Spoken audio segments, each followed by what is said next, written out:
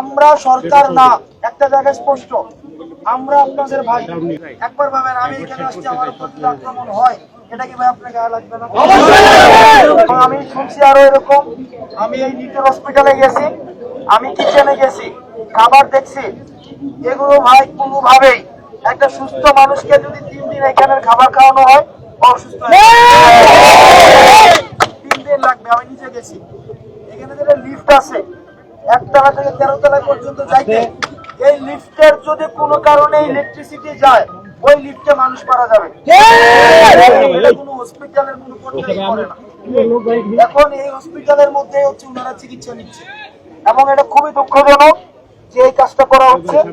এখন চিকিৎসার জন্য এই 3 মাস পরেও রাস্তার মধ্যে আজকে আসা থাকতে হচ্ছে, শুধুমাত্র আশ্বাস। আজকে কালকে করছি, দেখছি হচ্ছে, কিন্তু এই আশ্বাসের আসলে আমরা অবসান চাই। আমার যে অনেকে 50,000 টাকা দেওয়া হয়েছে, অনেকে 1 লাখ টাকা দেওয়া হয়েছে, বর্তমান যে বাজারে 1 সপ্তাহ গেলে আমার মনে হয় যে 2-3 ফ্যামিলির সদস্যের এই 50,000 টাকা দিয়ে 1 মাস চলে আসলে কঠিন। আমরা তো শুধু আহত মানুষটাকে দেখি, শুধু একটা আহত মানুষ হসপিটালে ভর্তি, কিন্তু আহত মানুষের সাথে যদি অ্যাটেন্ডেন্ট থাকে, তার খাওয়া দাওয়া তো আছে, এই যে বাড়িতে আসা যাওয়ার বিষয় আছে, আর যার এক পেট, যে দেখা গেছে যে অনেকে তার হাত দিয়ে হচ্ছে পুরো সংসারটা করা যায়।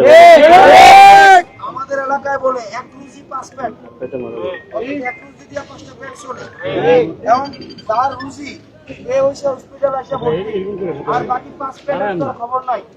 সরকার তো 1 পেট নিয়ে চিন্তিত, এই বাকি 5 পেট নিয়ে তো করতেছে না।